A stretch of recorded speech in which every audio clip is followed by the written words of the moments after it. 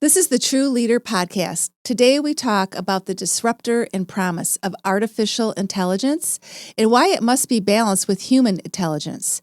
Yes, AI and HI is one of the major polarities of our time. Stay tuned to learn more. Welcome to the True Leader Podcast. I'm Dr. Tracy Christofferson. And I'm Michelle Trosett. We are life and business besties, leadership coaches and mentors, and polarity intelligence experts. We're the authors of Polarity Intelligence, The Missing Logic in Leadership, and co-founders of Missing Logic. We are here to help high-achieving leaders break through leadership norms that cause them suffering at work and home. If you're looking to elevate your leadership, increasing your productivity, effectiveness, and impact, and manage your health and well-being, spend quality time with those you love, and live your best life, then you are in the right place. Our goal in this podcast is to equip you with new ways of thinking and practical and tactical strategies for succeeding at work and thriving in life. Think of this podcast as your weekly dose of personal and professional development so you can reach your full leadership potential, create a life you love, and be what we are calling a thriving, resilient, and unstoppable or true leader. If you are ready to learn and laugh a little, let's get started.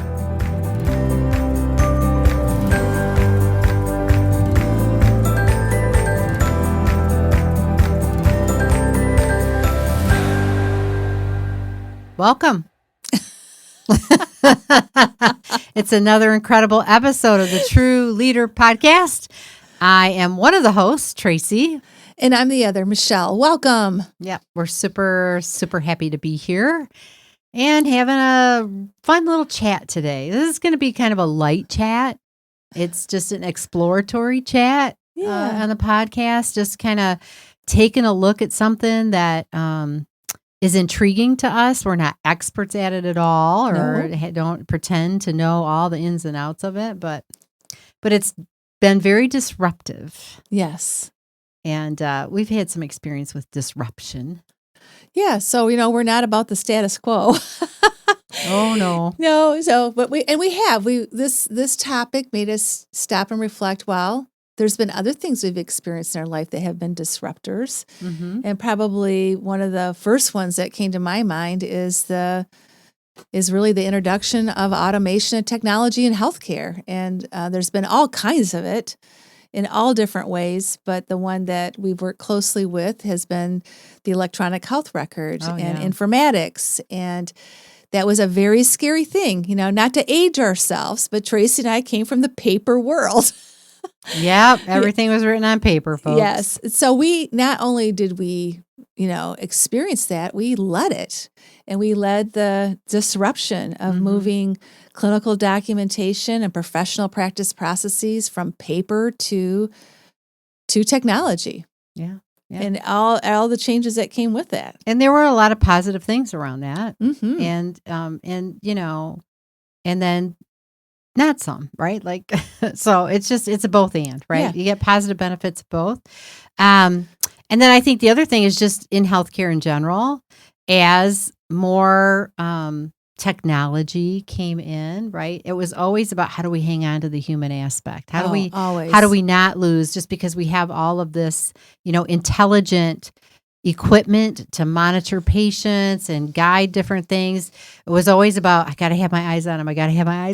Right? It was like, don't give up the human element, right? And the human element of just care in and of itself, but also the critical thinking, the judgment skills, the innate wisdom and knowledge that had been gained over years just wasn't present in the technology, right? No matter how artificially intelligent it was. That's right. And now flash forward, Tracy and I were recently at my daughter-in-law's baby shower, and she is experiencing her baby's in neonatal ICU, and she looked at both of us and said, how did healthcare ever happen without technology and without the electronic health record? Like, she can't even imagine it. Yeah. So it's also gives you just that indicator. See, there is a downward stream to this, but when you're first facing it, it can be pretty scary. Yeah.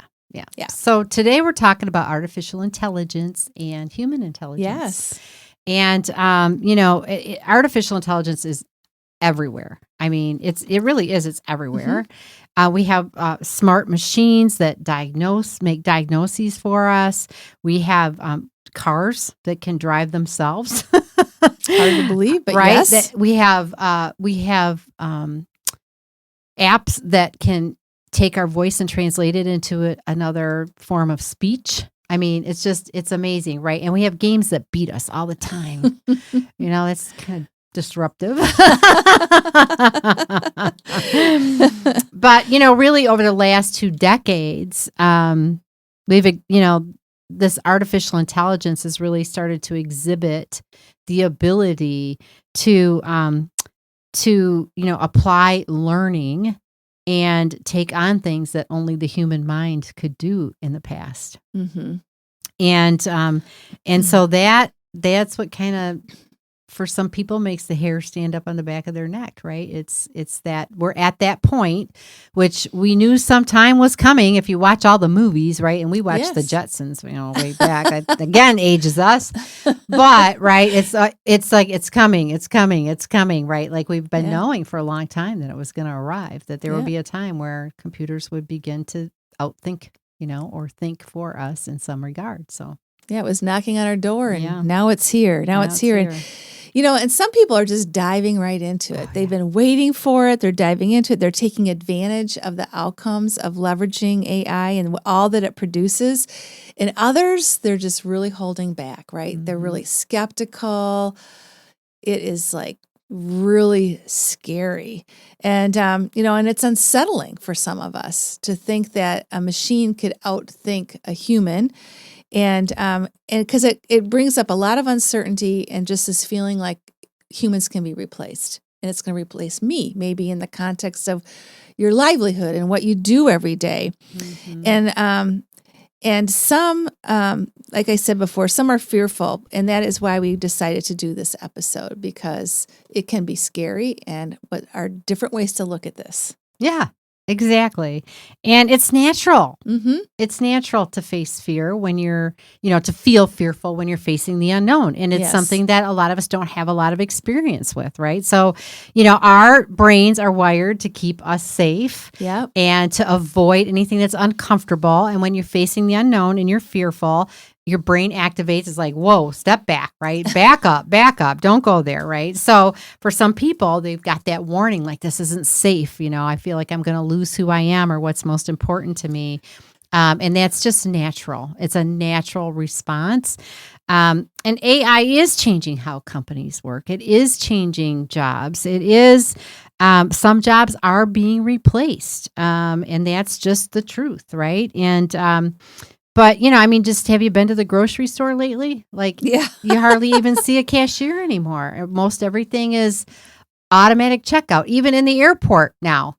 And, you go to the bookstore to get a bottle of water, or they have the little, I don't know what you call them, little food venues of whatever different types. And now they've got a lot of automatic checkout there too, right? So it is happening. I can't deny that. And it is, and they say actually the workforce will likely change so dramatically by 2040 that it really will be unrecognizable based on today's standards. So we know the change is coming. And for some, that's very, very scary. And at the same time, it's projected to, to add as much as $15.7 trillion to the global economy by 2030. That's only 7 years away. Right. I mean, that's not very long, right? So there are benefits to this as well, right? So there's going to be trade-offs. And, this really isn't our first rodeo, folks. No, it's not. It's not. It's not the first time that technology has really has disrupted things, or that it's taken the place of some of the tasks or skills that humans did, like with weaving and different things like that, right? So machines have taken on the tasks that we used to do in many, many regards, but they were more physical tasks in the past. Like in the Industrial Revolution, it was physical tasks like weaving, right? Now we're talking about mental tasks. And that's what differentiates us. This is what makes it a little bit more scary, right? Yeah.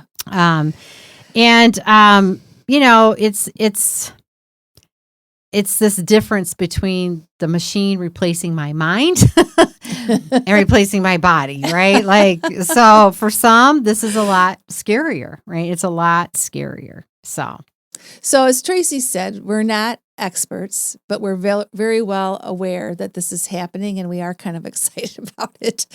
I'll just share a couple of experiences I've had. And personally, when it comes to helping me, I was out with a friend, and he's like, Michelle, have you seen ChatGPT? You really need to use this. And so he gave me a link, and we sat there at dinner, and he showed me, he asked it a question. Actually, he asked a question about polarity intelligence.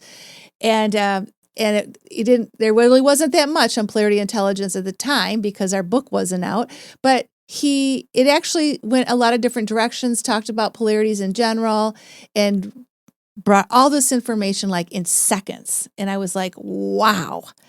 And he's like, you could use this in a lot of different ways in your business, in your writings. And again, I right away, I went to that, well, no one can write for me. No one can write for us. That won't work. But it's a tool. And you can leverage it for research. You can leverage it for finding information quickly.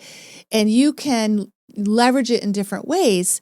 And it'll never take the place of your customization, your judgment, how you intend to use it in the best way possible for what it's going to be used for. Mm-hmm. So that's one example of how I've used it. And then recently, and I just thought of this, Tracy, I have a niece who's much younger than I am, and she is a college student, and she's going to be a teacher. Mm.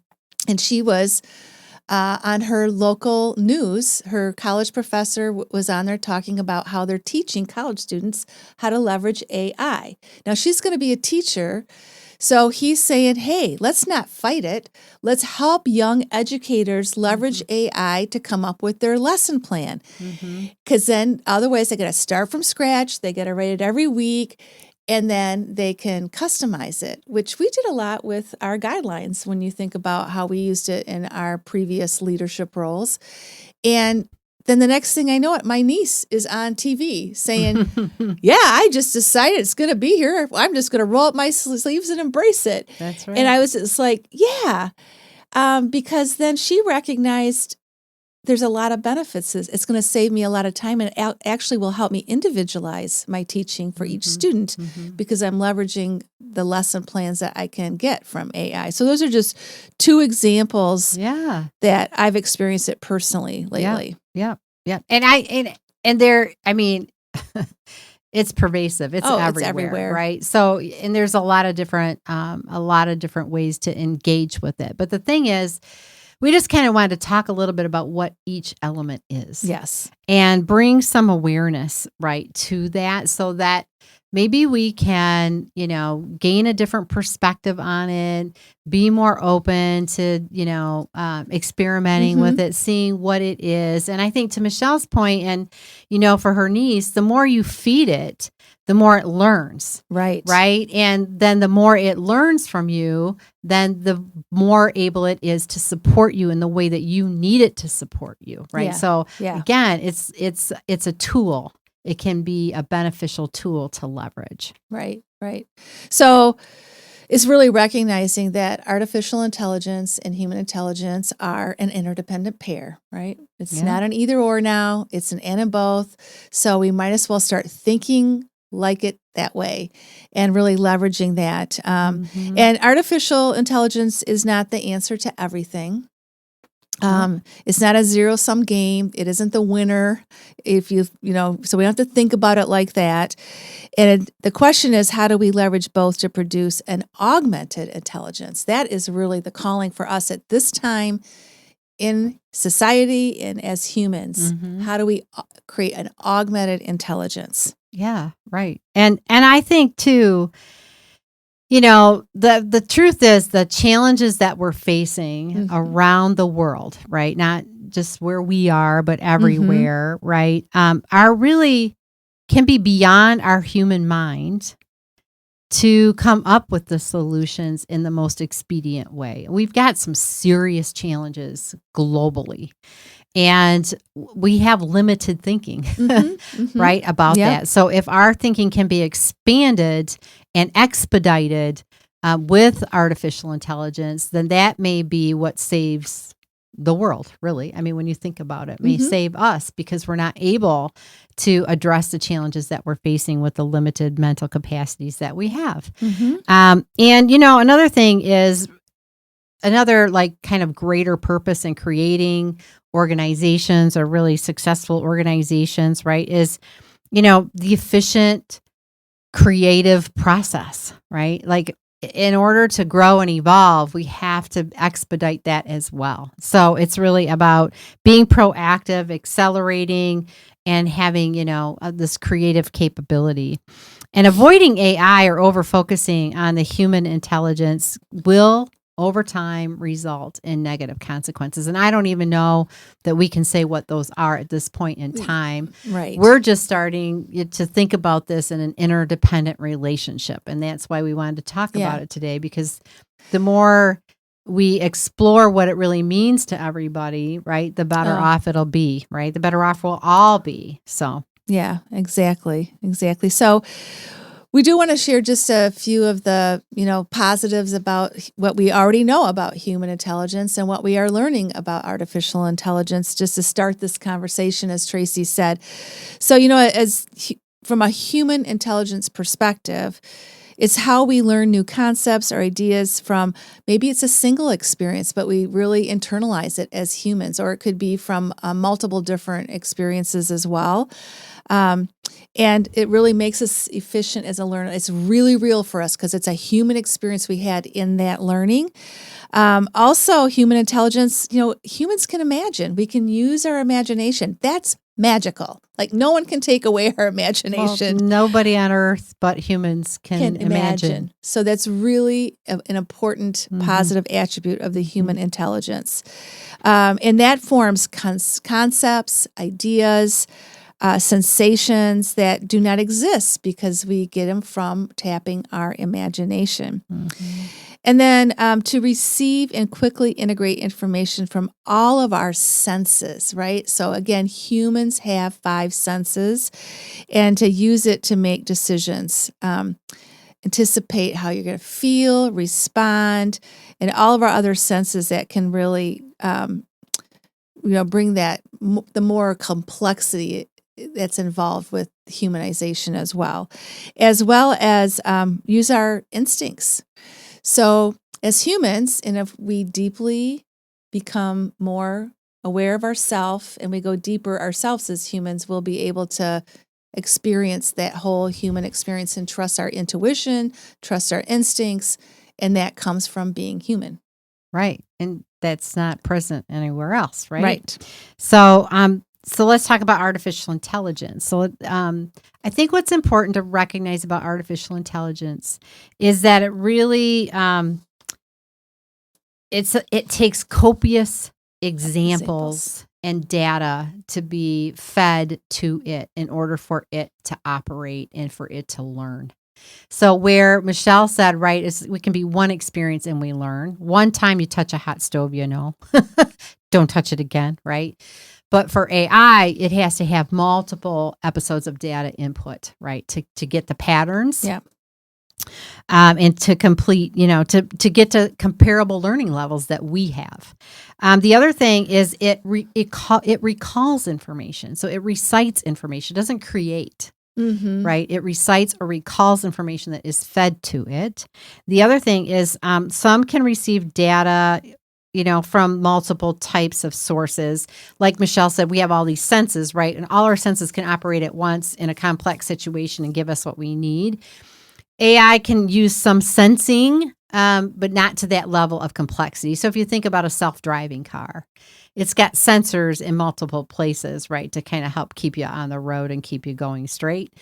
So it can use some multiple senses, but not to the degree that you can as a human being. And it uses inputted data. So the only way for it to operate is to input the data into it, right? It doesn't have an imagination. It can't create it on its own. It has to be fed data. Yeah, so the thing about AI is it doesn't get tired. Hey, I kind of like that. It doesn't get tired. It doesn't get tired, No. right? So as long as we're feeding it data, it's going to keep on going. It isn't going to say, I got to take a nap. I have to have a 20 every afternoon. I don't have to have a 20 every afternoon.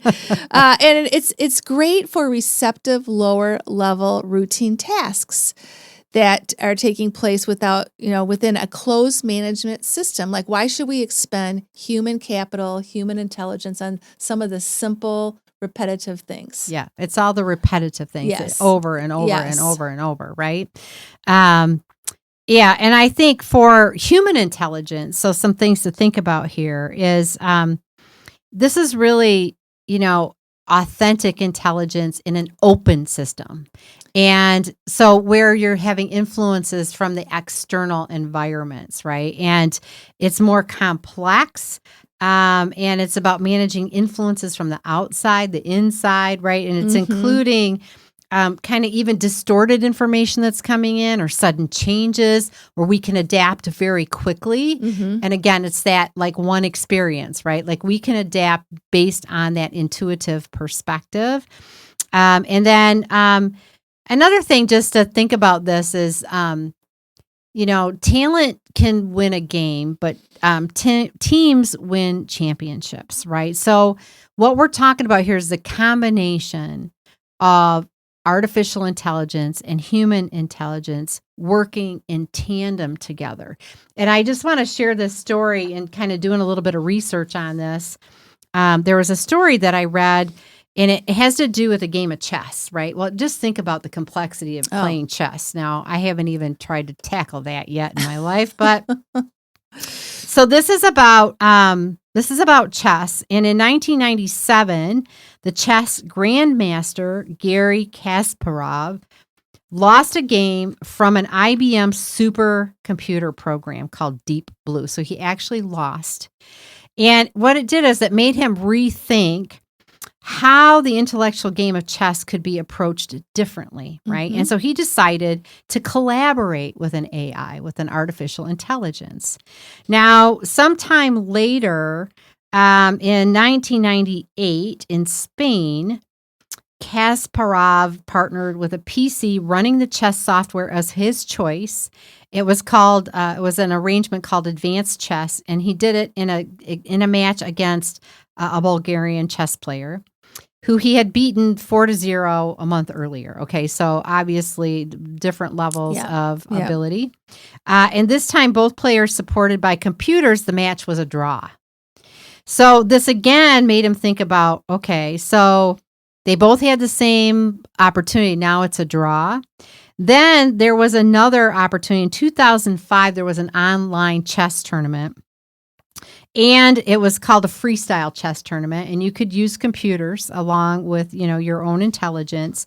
And it wasn't just grandmasters that played, it was just everyday people that were playing. And what ended up happening is there was a pair of amateur American chess players using 3 different computers, and it was their ability to coordinate and coach effectively their computers that defeated the combination of a smart grandmaster and a PC with great computational power. So it wasn't about just the computer and the player, but it was the process that they established in working the two together that made the difference.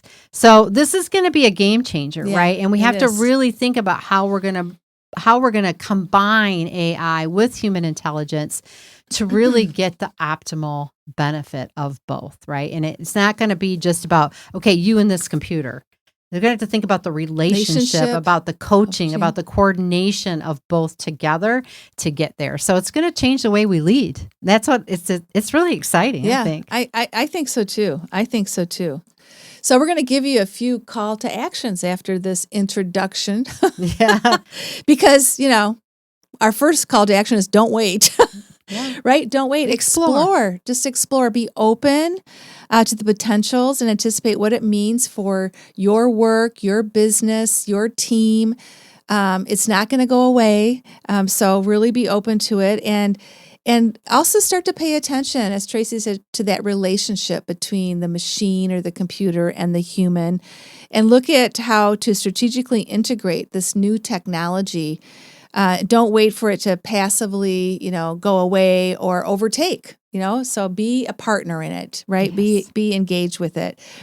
Also, be prepared to lead the new team, to lead the combination of AI via technology and computers and the humans, and to look at it in that perspective, and to address biases, beliefs people may have. Some people are even now calling this the new diversity, because it's a new player. It's a new diversity that we have to, bring in and work along with. Yeah.